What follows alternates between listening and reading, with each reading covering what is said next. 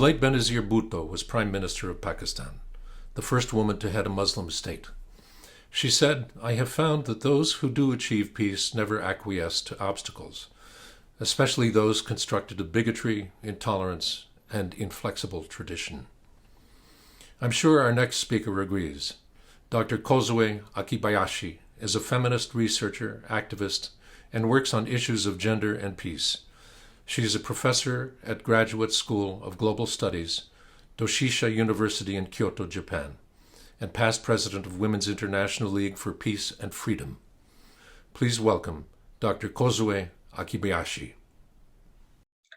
Thank you, Michael, for this very wonderful introduction. I am very honored to be part of this event. Hello, my name is Kozue Akibayashi. I am based in Kyoto, Japan. I'm a feminist peace educator, researcher, and activist. I am very grateful for this opportunity to join in the Global Day of Peace Education together with the distinguished great leaders of peace education around the world. I am very thankful that there is a global day dedicated to peace education because I believe that peace education is at the core. It's an essential part of building a peaceful world. And having this opportunity to learn from each other, peace educators, what we have been doing, and what is going on in other parts of the world, will be very, very encouraging and empowering to everyone, I believe. My short remark will be on Okinawa Women Act Against Military Violence, a feminist peace movement in Okinawa, Japan. I have been working with them for the past 25 years, and we have been working together to achieve a more peaceful world, but more specifically, demilitarization, decolonization, and dismantling patriarchy, because we believe those are very important part of peace building. So I see Okinawa Women Act Against Military Violence, their activity as learning for peace, and it is if you're familiar with those, and I'm sure you are, with pedagogy terms, it's non-formal or informal learning, where women feminists gathered to exchange their ideas, to talk, to share their experiences, and to came up with a structural analysis of the violence that they have experienced in this particular area of Okinawa. For those of you who may not be familiar with where Okinawa is and in their history, Okinawa is the southernmost territory of Japan. I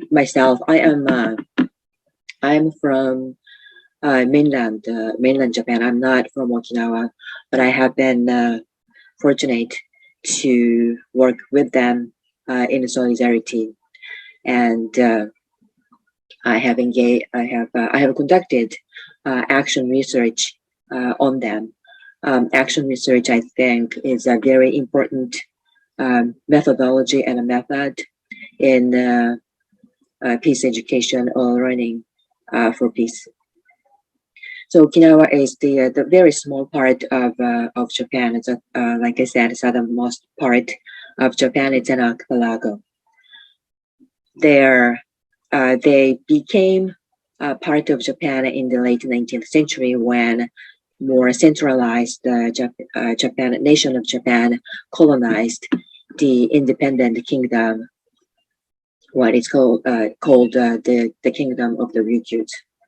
So they have their own language, they have their own culture practices, and they have their own monarch.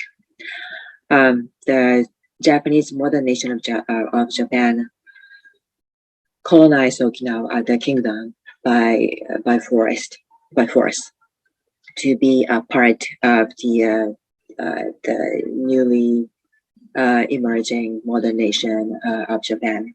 And this colonizing period, strong assimilation policies were imposed on them.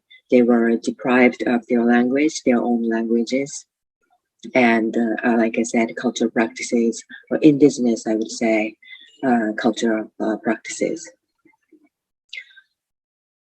And this it's a very brief history, a very brief description of the very complex history that the people of Okinawa went through. The colonization and racism that the mainland Japanese people imposed on them also led to very specific experiences of Okinawan people, the people of Okinawa during the World War II and after the end of the World War II. During the World War II, in the very end, towards the very end of the World War II, they became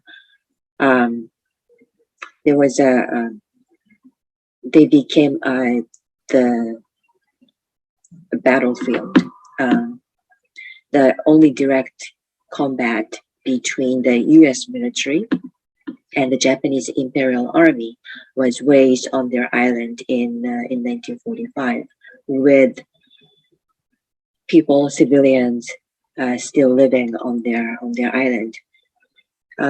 They lost, it's said, 1/3 or 1/4 population during this few month period of this ground battle in the Battle of Okinawa. And when it's ended in 1945 by the defeat of Japan, they became under direct U.S. military occupation until 1972, whereas other parts of the other parts of Japan was when independent in 1953, relieved from the Allied forces occupation between 1945 and 1953. As you can see that the U.S. military, as you can see that the Cold War structure manifested very specifically in Okinawa, that their island was made as the outpost for the U.S. military to wage wars in Asia and beyond. After that, the U.S. military is still there, occupying, for example, about 18% of the main island of Okinawa in land area wise, and they have been hosted. They have been hosting the U.S. military since 1945 until to this day. Currently, about half of the U.S. troops stationed in Japan, entire Japan, is in Okinawa, and again, land area wise, about 70% of the areas of the U.S. military facilities exclusively used by the U.S. military is on their island on Okinawa, which only consists 0.6% of the entire Japanese territory. So you can see the disproportionately high concentration of the active foreign military on their island throughout, actually, from early 1940s during the World War II by the Japanese military stationed there, and then the U.S. military.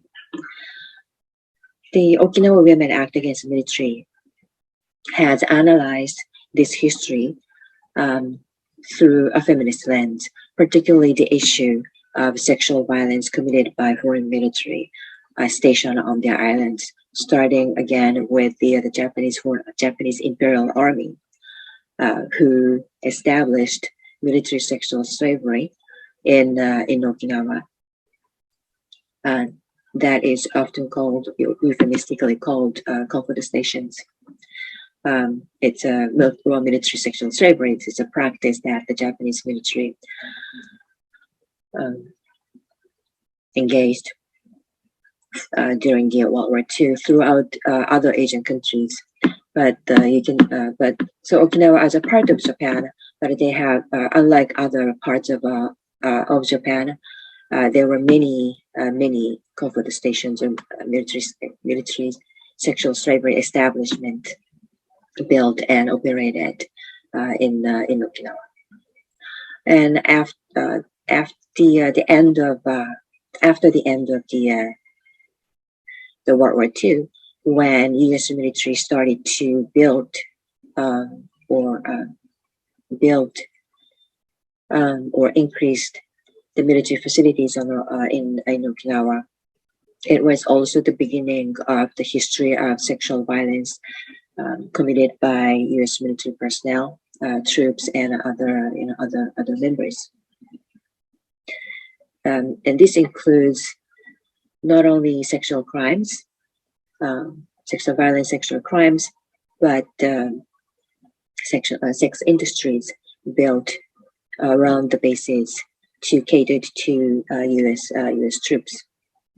There were many cases. Some members of Okinawa Women Act Against Military Violence, and I have been, and together with other colleagues, we have been trying to put together a chronology of sexual crimes committed by soldiers against women in Okinawa. And we have, of course, many hundreds of cases, but we also know that these are only a tip of very large iceberg institution. And it goes against the very notion of peace and security that is often discussed and operated with the use of military and military force. So they have challenged very clearly from a feminist, with a feminist perspective, that it's a fundamental contradiction to have the military and think that peace is possible or peace can be achieved by military force, because their experience of having lived side by side or fence away from the active foreign military is actually a very source of insecurity of their life and violation of their basic human rights, particularly women or those who are considered more vulnerable in the society. They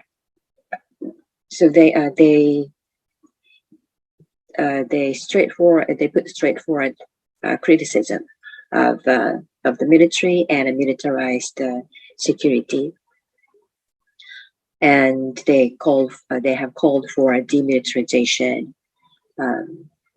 Demilitarization, and demilitarization is necessary, or it's essential, it's vital for achieving a peaceful world and achieving security, a realization of security for all. The Okinawan women also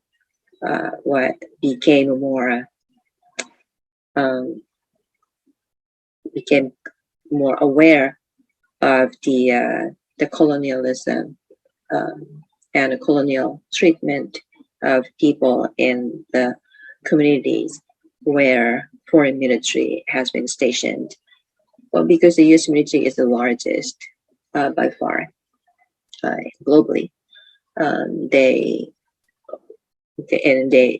started to be connected more closely with the feminist peace activists in the hostile communities of U.S. military.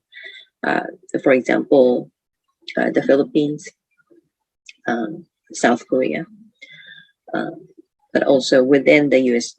Territory of the United States, such as Guam or Hawaii. Those are very heavily militarized community, and experiences vis-a-vis U.S. military presence is very similar, or they share common experiences of sexual violence, which is often, unfortunately, undermined or underestimated, even in peace movement, peace actions. So it was very important for these feminist peace activists to forge solidarity among them, to strengthen their analysis and spread more widely their analysis and their efforts for demilitarization and decolonization and achievement of gender equality. And by that I mean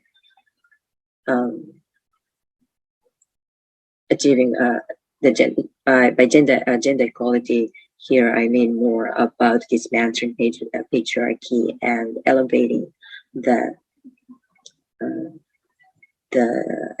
values of what is considered feminine characteristics, such as caring the others, taking care of each other, nurturing, or preserving, or make sure that the ecological balance is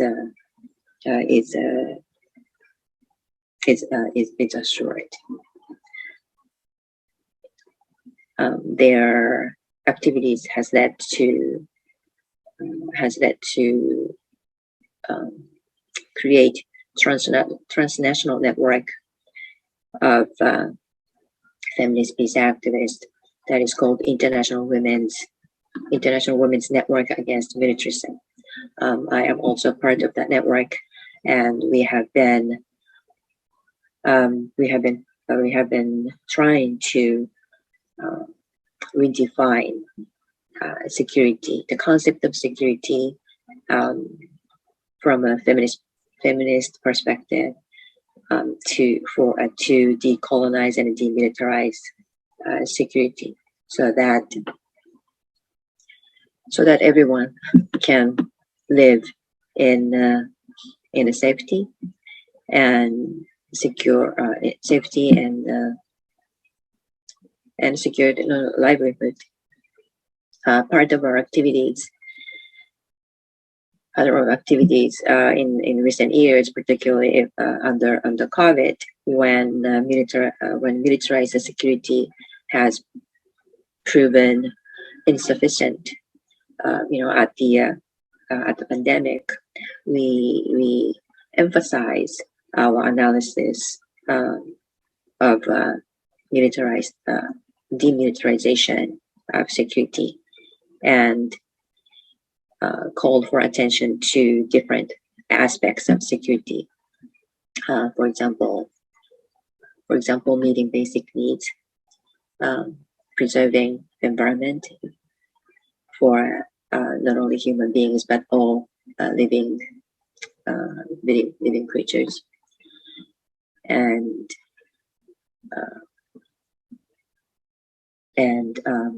assuring and respecting dignity, individual, group, cultural. Gender is part of that, of course. Indigenous culture is part of that, and sexuality, religion, and other aspects.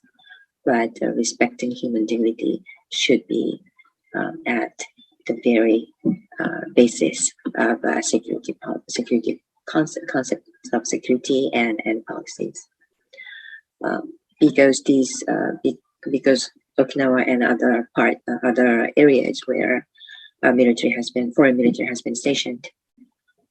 Their autonomy and their sovereignty has been denied. It's very important that the sovereignty is recognized, and of course, security is about protection from threat and harm.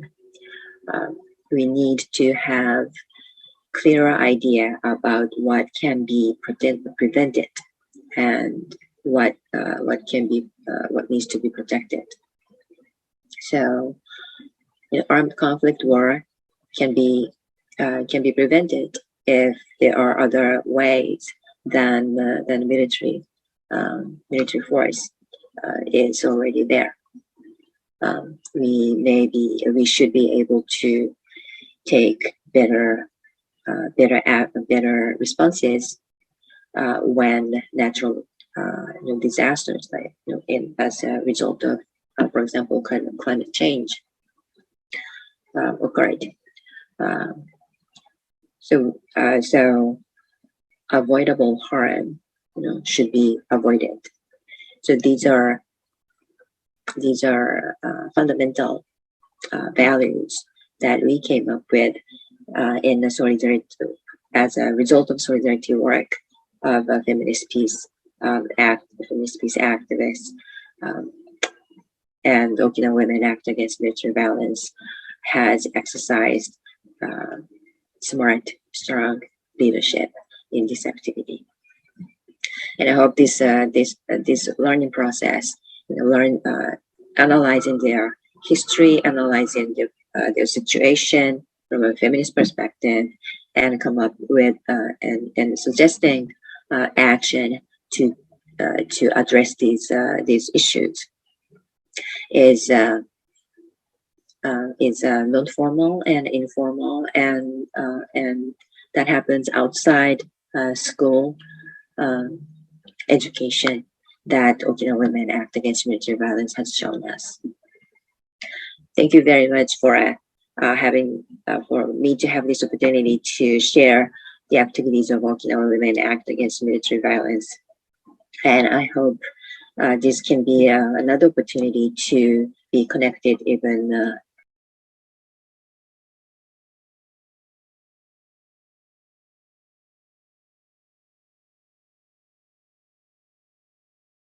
even further to learn from each other, particularly feminist feminist learning for peace. And I am endorsing this petition for a Global Peace Education Day to be officially recognized by the United Nations. Thank you.